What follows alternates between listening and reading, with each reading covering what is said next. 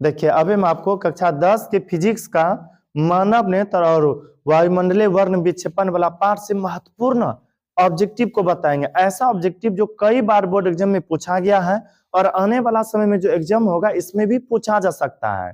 इसलिए आप इस वीडियो को शुरू से आखिर तक देखने का प्रयास करें ताकि महत्वपूर्ण ऑब्जेक्टिव को आपको हम आसान भाषा में अच्छा समझा सके और आप भी आसानी से समझ सके। अब ध्यान पूर्वक देखिए, पहला प्रश्न है मानव नेत्र के किस भाग पर किसी वस्तु का प्रतिबिंब बनता है। मानव नेत्र के किस भाग पर किसी वस्तु का प्रतिबिंब बनता है। यदि आप पूछे कहेगा रेटिना या दृष्टि पटल, या जो आगे देख रहे हैं काला जैसा भाग, इसे हम कहते हैं कॉर्निया। क्या कहते हैं? कॉर्निया। लेकिन जैसे मान लीजिए यहाँ पर कॉर्निया हुआ, ठीक इसके पीछे अंदर वाले भाग में होते रेटिना या दृष्टि पटल, यहीं पर किसी वस्तु का प्रतिबिंब आंख में बनता है। यदि आपसे पूछे मानव नेत्र के किस भाग पर किसी वस्तु का प्रतिबिंब बनता है, कहेगा रेटिना या दृष्टि पटल पर। फिर आगे है तारों के टिमटिमाने की व्याख्या किस सिद्धांत पर आधारित है। तारा जो टिमटिम करता है अर्थात भूख भाग करता है वह प्रकाश के अपवर्तन के कारण करता है। इसलिए आप याद रखिएगा तारों के टिमटिमाने की व्याख्या किस सिद्धांत पर आधारित है। यदि आप पूछे तो कहेगा अपवर्तन के सिद्धांत पर, अपवर्तन के सिद्धांत पर। फिर आगे है नेत्र लेंस की फोकस दूरी अधिक हो जाने से कौन सा दृष्टि दोष होता है। नेत्र लेंस की जब फोकस दूरी अधिक हो जाएगा ना, अधिक हो जाएगा या ज्यादा हो जाएगा तो दूरदृष्टि दोष होता है। नेत्र लेंस की फोकस दूरी अधिक होने पर दूर और कम होने पर तब होगा निकट दृष्टि दोष। फिर आगे प्रश्न है नेत्र में किसी वस्तु का प्रतिबिंब नेत्र में किसी वस्तु का बना प्रतिबिंब होता है, यानी कि नेत्र में कैसा किसी वस्तु का प्रतिबिंब बनता है पता है। नेत्र में किसी भी वस्तु का प्रतिबिंब बनता है वास्तविक, उल्टा तथा छोटा। वास्तविक, उल्टा तथा छोटा। वास्तविक बनता है, उल्टा बनता है और छोटा बनता है। फिर आगे प्रश्न है, फिर आगे है जो नेत्र निकट स्थित वस्तुओं को स्पष्ट नहीं देख पाता है उसे कहते हैं, या फिर जो नेत्र निकट स्थित वस्तुओं को स्पष्ट नहीं देख पाता है नेत्र में होता है। अर्थात यह कि कोई एक व्यक्ति है वह निकट की स्थित वस्तुओं को नहीं देख पा रहा है, निकट की वस्तु को नहीं देख पा रहा है, तो बताइए कौन सा दृष्टि दोष है। कभी न कहेगा निकट दृष्टि दोष, कहेगा दूर। दूर दृष्टि दोष वाला दूर की वस्तु देख सकता है, निकट की नहीं।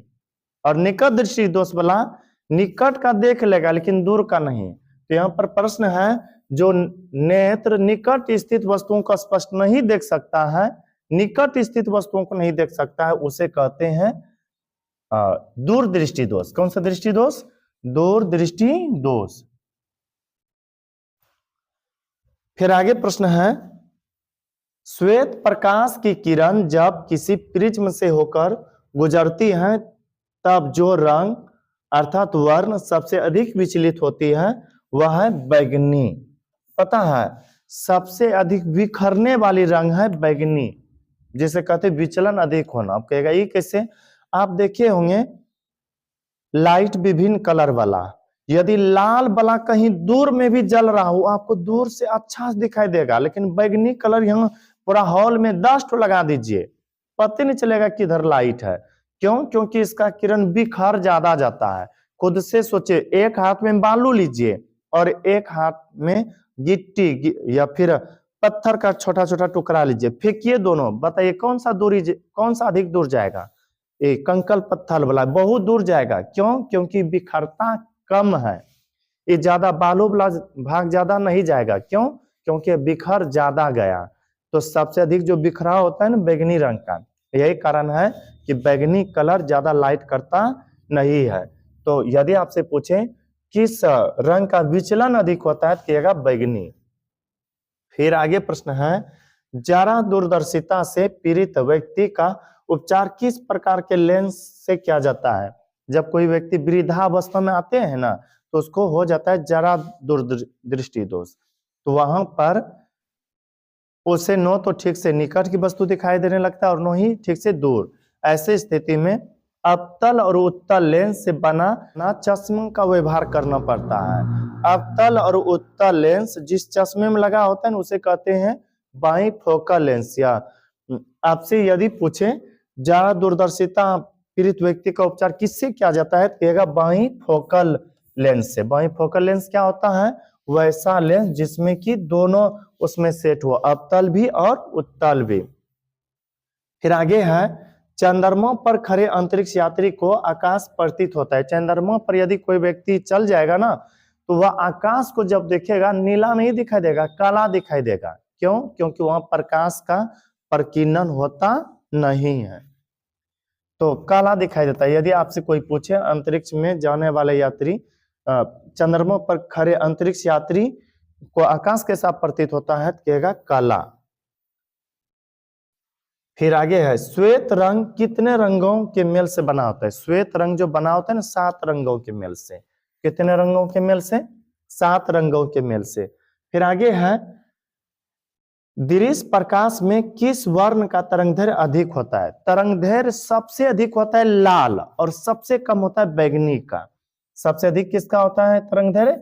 लाल का। लाल रंग का तरंगदैर्घ्य अधिक होता है, इसलिए इसका प्रयोग खतरे के निशान में भी किया जाता है ताकि दूर से भी दिखाई दे सके। फिर आगे है इंद्रधनुष का वर्णन। इंद्रधनुष का वर्णन किस परिघटना का आधारित है? प्रकाश का वर्ण विक्षेपण। प्रकाश का वर्ण विक्षेपण। प्रकाश जो होता है बिखर जाता है, प्रकाश का रंग जो होता है वो बिखर जाता है, और प्रकाश का रंग जब बिखरता है तो हमें 7 कलर में बिखरे हुए इंद्रधनुष दिखाई देते हैं। यदि आपसे कोई पूछे इंद्रधनुष का वर्णन किस परिघटना पर आधारित है, कहेगा प्रकाश का प्रकीर्णन, प्रकाश का वर्ण विक्षेपण। फिर आगे है जो नेत्र निकट स्थित वस्तु को साफ नहीं देख पाता है उस नेत्र में होता है। निकट की वस्तु नहीं देख रहा है, निकट की वस्तु नहीं देख रहा है, इसका मतलब उसे दूरदृष्टि दोष हुआ। इस साइड डबल प्रश्न आ गया होगा, दूरदृष्टि दोष। फिर आगे प्रश्न है किसी कोलाइडी विलयन में निलंबन कणों से प्रकाश के प्रकीर्णन को कहा जाता है टिंडल प्रभाव। क्या कहा जाता है? टिंडल प्रभाव। फिर देखिए किसी कोलाइडी विलयन में निलंबित, जैसे पानी ले लीजिए, पानी मिला होता है धूल कण, उसको जब घुमाइएगा वो चमकेगा, तो जो चमकता है ना उसी को कहते हैं टिंडल प्रभाव। टिंडल प्रभाव के कारण चमकता है। कहा गया है किसी कोलाइडी विलयन में निलंबित कणों से प्रकाश के प्रकीर्णन को, प्रकाश का जो प्रकीर्णन होता है उसे क्या कहते हैं? उसे कहते हैं टिंडल प्रभाव। टिंडल प्रभाव, टिंडल ना, टिंडल प्रभाव। फिर आगे है समान मानव नेत्र को दूर बिंदु, समान मानव नेत्र का जो दूर बिंदु होता है वो अनंत होता है। अर्थात यह हम बताइए कितना दूर तक की वस्तु को देख सकते हैं? अनंत। कोई 1 किलोमीटर पर स्थित देख पाएगा, कोई 2, 3, 4, 5, 10 किलोमीटर पर स्थित किसी वस्तु को देखा जा सकता है, 50 किलोमीटर पर देखा जा सकता है, और कम से कम 25 सीएम। यदि न्यूनतम पूछे कम से कम 25 सीएम, अधिक से अधिक कितना देख सकते हैं? अनंत, अनंत पर होगा।